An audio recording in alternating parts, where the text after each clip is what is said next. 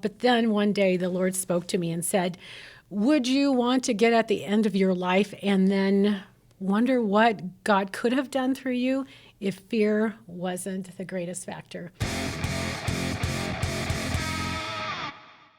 All right, good morning. This is the very first podcast for the Kidmin Tackle Box. Kidmin Tackle Box. I love that name. Makes me feel like I'm going to go fishing with kids. Right? Yeah. Yes, because guess what? God called us to be fishers of men, right? Yeah. Is there worms involved, though? I just need to know this in advance. I will not eat any more worms. So. Okay. This Facebook group, Kidmin Tackle Box, is brand new, and it's something that we're putting together for the children's leaders and pastors and directors of starting here in the Northwest and see where God takes I am it. so excited about this. I really am. I really am too. Thank you for answering the call, because I know there's a lot of children's pastors and directors and leaders and coordinators that really could use some help and advice. That's exactly right, and that's why we're doing this. And you and I have both been in children's ministry forever. And by the way, just to introduce us, anybody who doesn't know, most of you Northwest people know us. I'm Brett Birdsong, former children's pastor at Northwest at Mukilteo Foursquare. I was going to remind you. This is Patty Tometz, Hello. current children's pastor at New Life Church. So this is like I said, our first podcast. It's the pilot one. There's going to be mistakes. So what? You're here for the ride. I hope that something that we do here inspires you. And I hope that what we do here is actionable and makes you feel like you are supported, and that you and inspires you to do cool stuff. I'm excited we get to do this together after all these years. Of course, I'm not that old. You might be old, but I'm not. So, yeah, let's get going. Well, Patty, how long have you been in ministry? Well, I got saved when I was 17 here at New Life under Tom Ferguson. My sister was the children's pastor at that time. And so I started working with her after I got saved. And so I've been in ministry almost all my life. But actually on a staff, it's been probably 30 years. Wow. Yeah, I started as the preschool coordinator, and then the elementary coordinator, and then the children's pastor. Wow. Yeah. So when you were first asked to lead, how did that make you feel? Oh, I was terrified. I remember Pastor Randy Remington asked me 3 times, and it was like over like a water cooler kind of thing. Hey, what do you think about being children's pastor? I'm like, who, me? No. I'm so not equipped. I'm just like, and I'd look at this building and how many kids that were here and go, that's too big of a responsibility. And I remember he kept asking me over and over again, and I would say, no, you've got the wrong gal. But then one day the Lord spoke to me and said, would you want to get at the end of your life and then wonder what God could have done through you if fear wasn't the greatest factor at this point? Wow. So I was so fear-filled that I wasn't good enough. I wasn't equipped to do this. First of all, I was scared to death to talk in front of people. That's you kind of need to talk in front of people when you are a leader. And I was terrified to do that. I've always been terrified to do that. And so that's one of the big things I had to get over with God's help. I love being in front of people, so that's kind of a foreign concept for me. Oh. So how did you get over that? I wear lots of costumes, so I don't have to play me.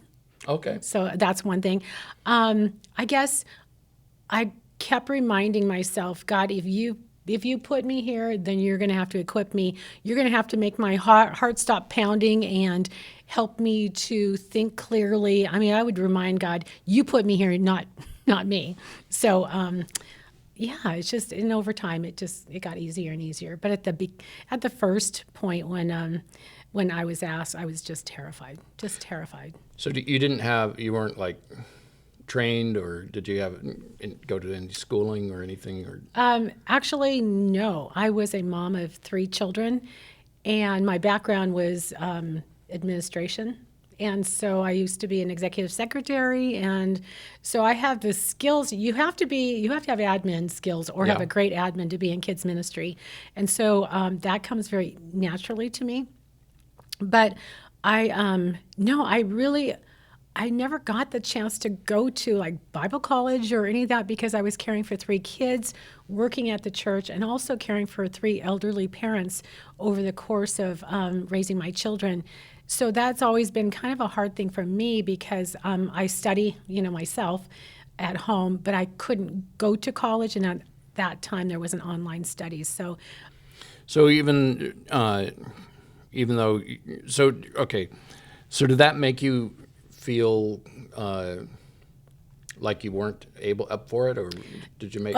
You know what? I struggled a lot with this because I saw other people who were in the same position as I was in as a children's leader pastor. They were more educated than me, and especially men who were in my role, they had the ability to go different places and to do more and be educated and have more time devoted to getting their degree and whatnot. And I felt really sad for myself because I did not have the capacity to give any time to anything because I was caring for so many people in my family and then coming here and caring for all the children and leaders. And so I just leaned on the Lord. And my sister was children's pastor before me, and so she taught me a lot. And she gave me great encouragement as well. So she was a kind of a mentor to you? She was my mentor, yes. But back in the day when churches were looking for children's pastors, they were looking for someone that was alive and breathing, who loved children, and just get in there and take care of the kids. It was more babysitting, and it's just like, just get in there. Oh, we got somebody that's going to be faithful. Let's put that person in there. And I was faithful, and but I was passionate about Jesus, and I was passionate about children. And I knew that the Holy Spirit is big inside of children, and that God, once he got a hold of their hearts, could do amazing things in children's lives. So what are a couple of things that really stand out from your experience in the first couple of years that you were? Fear and trembling. I had big ideas, and a lot of big ideas kind of blow people out of the water. And I was always changing things because I love change. A lot of people don't like change.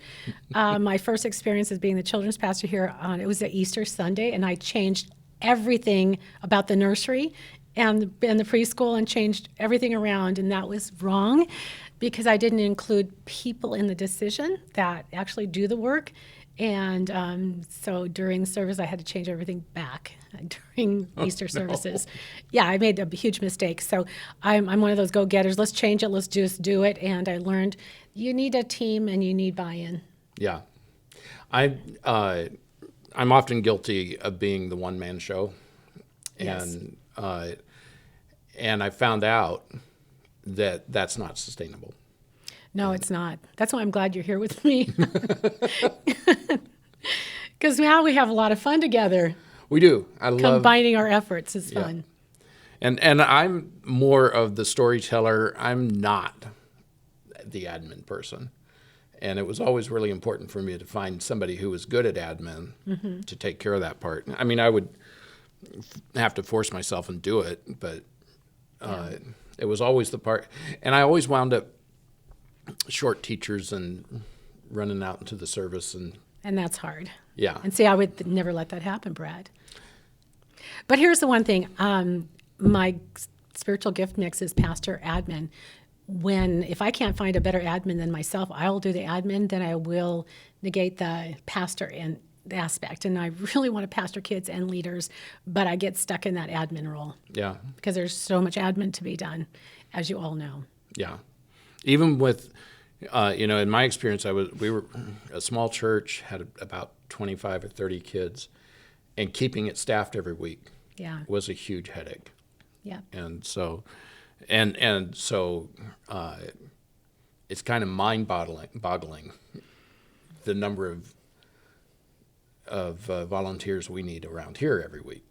Yeah, and before COVID, I mean, back in the day when there weren't a lot of churches around, we had a lot of kids here, and one classroom would have 30 to 40 kids in it. Wow. And, that was when our ratios were 2 to 30, 40, and we just did what we needed to do. And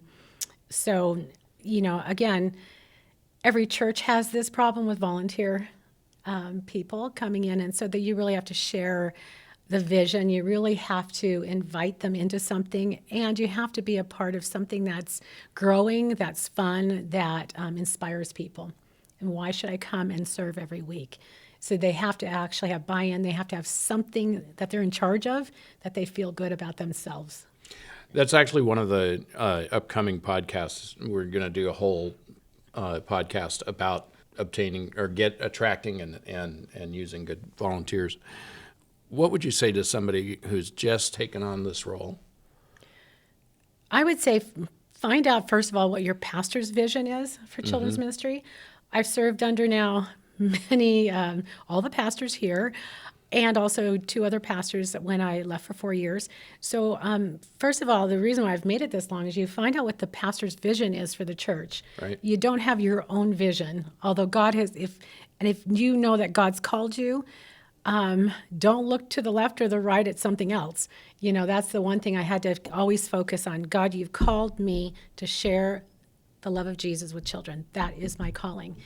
And so just keeping a focus on what that looks like for me personally. And then evaluating with my family every year. I needed to make sure that this was a position that was okay for my family. Because as you know, in kids ministry, it takes a lot of time, a lot of effort, a lot of holidays, and you have to have support from your family, and that's key and that's important. Just take a minute to run down my little list here and make sure we've covered what I want to cover until this point. Actually, this might be a good point to plug what we're, a word from our sponsors, which is Kidmin Tackle Box today, because hey, Yes. it's our first fun. time. The vision for Kidmin Tackle Box is to be a support group. It's to connect Kidmin leaders, directors, children's pastors, and provide online and in-person connection events. We'd love to have, starting out here in the Northwest, we'd love to get together with people. We'll be figuring out an event for that and announcing it a little bit later. We're going to be inviting people to join the Facebook group, and it is a private group, but it's easy to get in. Just ask and Tell your friends. and tell your friends, and it's called Kidmin Tackle Box. If you're seeing this, get on Facebook, go to Kidmin Tackle Box Facebook group, and ask to join. And the only requirement is that you love kids and that you're serving with kids. So be part of the group. You already mentioned thank you for answering the call earlier. And we do thank you for answering the call. It is important. And whether you are just stepping up or you've been a children's pastor for a long time, thank you for ministering to kids. Thank you for all the sacrifices it takes. And God chose you for this ministry, and that's important to realize. Yeah, what I wrestled with is, God, why me? Why did you call me to do this? Because I felt in myself, I'm not very talented. I'm not this expert teacher, singer. I'm not that creative. Well, I am kind of creative. I'll take that back. But anyway, Yeah, you are creative. There's some things I thought about myself that didn't measure up to why God put me here. And I think we all kind of struggle with that. Yeah. But I know if God's called you, He's going to equip you. When I first began this role, there was nobody out there. There was a few groups that would have little seminars, but it seemed like every time I went to these groups, they were weird. They were like really weird people, I'm sorry to say. But I'm thinking, gosh, where do I go to learn about how to teach, how to do puppet ministry, how to do safety, all these different things that no one was teaching me. Yeah. And so I thought, after I learned these things, I never want anyone to go through that. So I wanted to always be available to children's leaders to ask questions, to equip them, because children's ministry is hard enough in itself, but if you're equipped and you have support, then man, you can do anything with God's help.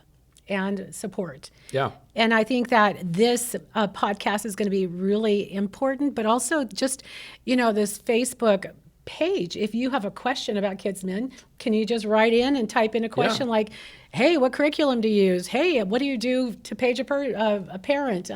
What do you do for discipline? You could do any of those kind of questions and get instant feedback, which is really gratifying to me. Yeah. And that's exactly what we want to do it.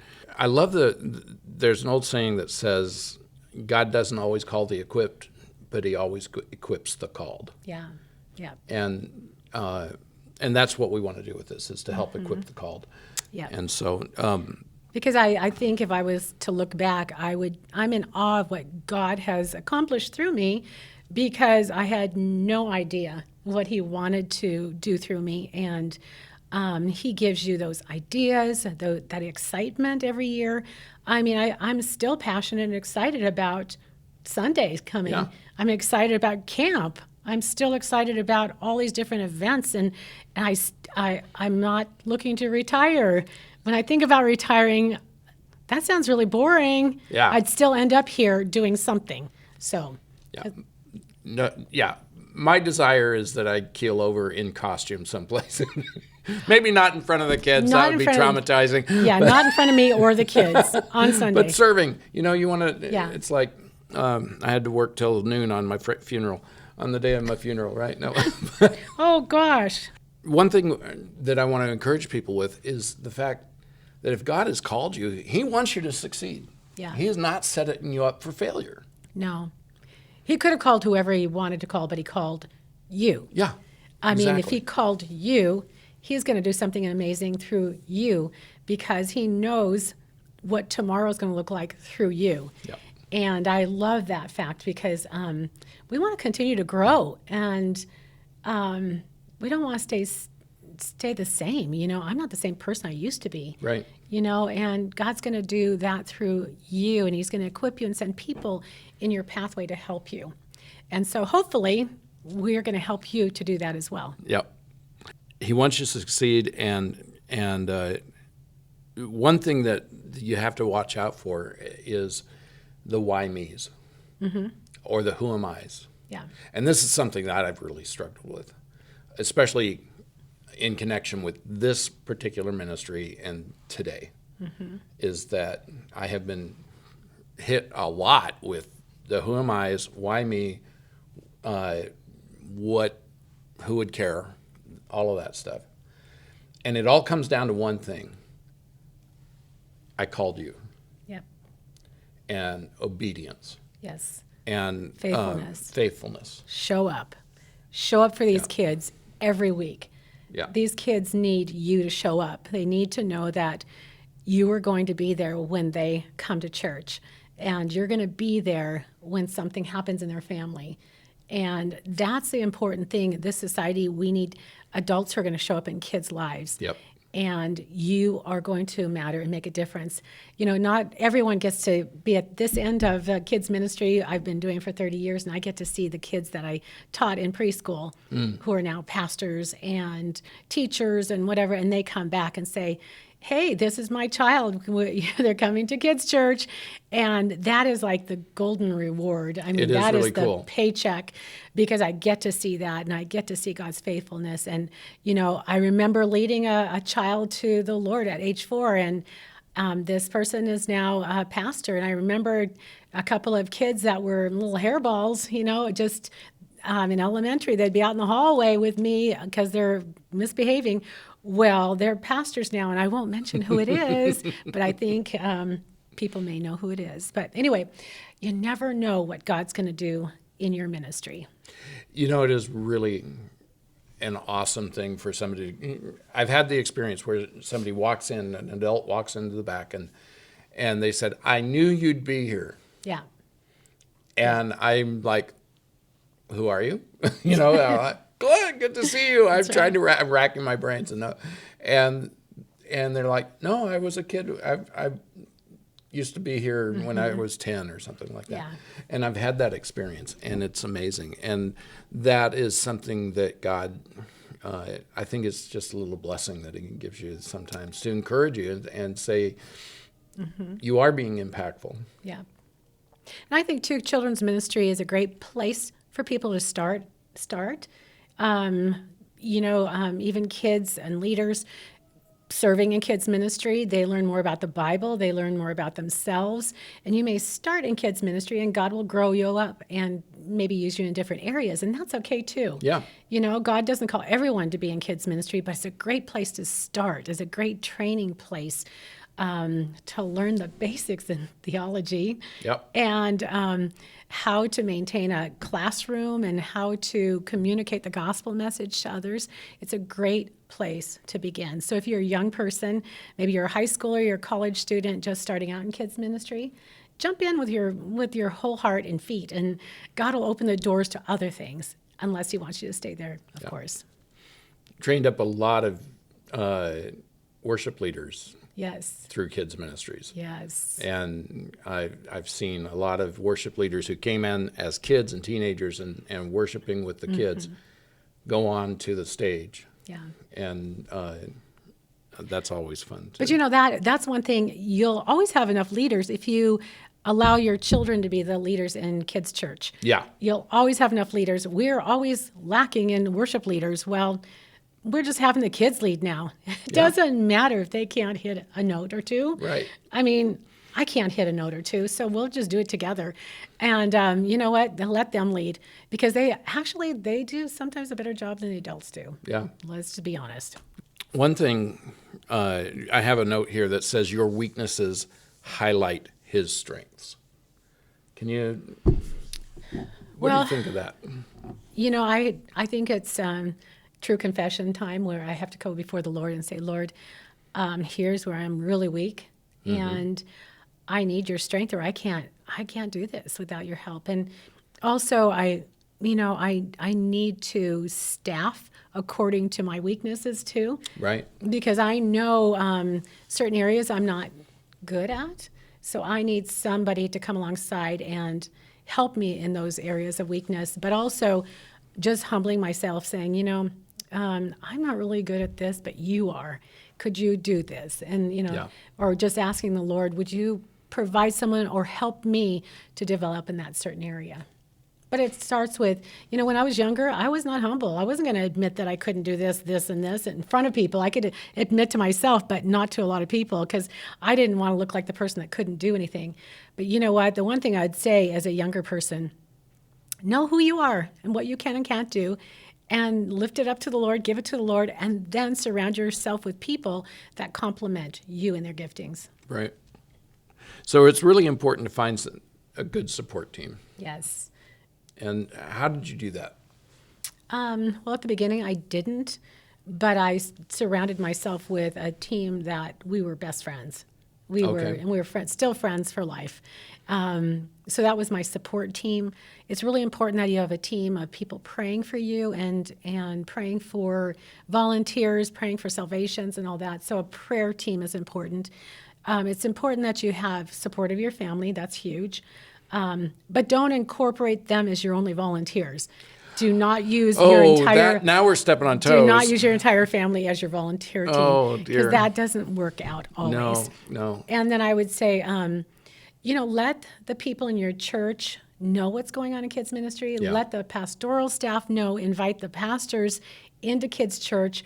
To be honest with you, the pastor is the pastor of the children as well. Mm-hmm. So he or she needs to know what's going on in kids ministry. They need to participate in it and give advice and input, not just you just go handle the kids and we'll see you in a year. Right. They need to be a part of the church today, because they are the church. They need to be incorporated in the main services. They need to be seen and not just heard from at Christmas time. Right. And that goes to the vision, doesn't it? Yeah. That's where you have to invite the pastor. What is your vision for children's ministry? If they don't have a vision for children's ministry, ask them to pray about it, and let's get together and we can share our vision together. Right. Because we're not babysitting. No. And I've never been a babysitter. No. And I'm not interested in being a babysitter. I'm interested in ministering to kids. And that's why you have 1 hour, and you need to come prepared Yeah. because that 1 hour could change a child's life for eternity. You don't know if you're ever going to see them again. Right. And I think the importance is to always be so loving and kind and welcoming and invite them to know Jesus as their personal Savior. It's really important because you just never know when God brings that one child into your sphere of influence that they will hear about Jesus for the first time and maybe the only time. So it's really important. Yeah, it really, really is. Well, thank you, Patty, for Yeah. being the inaugural guest, and this has been a lot of fun. I hope you have enjoyed this as much as we have enjoyed it, and I hope you get a lot out of this. We are going to be bringing more topics up, and one of the first things I want to talk about soon is that vision and establishing your vision for your ministry. And That's good. We'll also be doing things talking about effective storytelling, highly effective object lessons, and a whole raft of things, admin things, safety things, all kinds of stuff. And if you guys have ideas, we'd love to hear Yes, from you. absolutely. And if you want to be a guest, Yes. let us know. And invite your friends. And hey, this is us doing life together, ministry Yep. together. You, me, you, all of us. All We of got a us big job to together. do. This is the last thing I want to say. When I became a children's pastor, I felt so alone. Yep. I was not connected with any other. I knew you, and that was it. And I was not really connected to any other children's pastors in the area. And the way I got connected was to start working on camp. And I was asked to be the boys' dean. When Aaron Cole, I think it was his second camp or something, I forget. But and so that was my exposure to other children's pastors. And all of a sudden, I got really inspired by the people that I was meeting and seeing what they were doing. Yeah. And that's what I want this group to be. Because, hey, COVID wiped out a lot of stuff. Yeah. And one of them did. was all the connections we had. And I sat down with a friend of mine a couple of months ago, and it had been 3 years since we had seen each other. Yeah. Yeah. And so let's get back and let's establish something really cool. And we do have camp coming up, We do. and that's at the end of July. Yeah. What are those dates? July 28th through the 30th. Okay. It's kind of a small camp.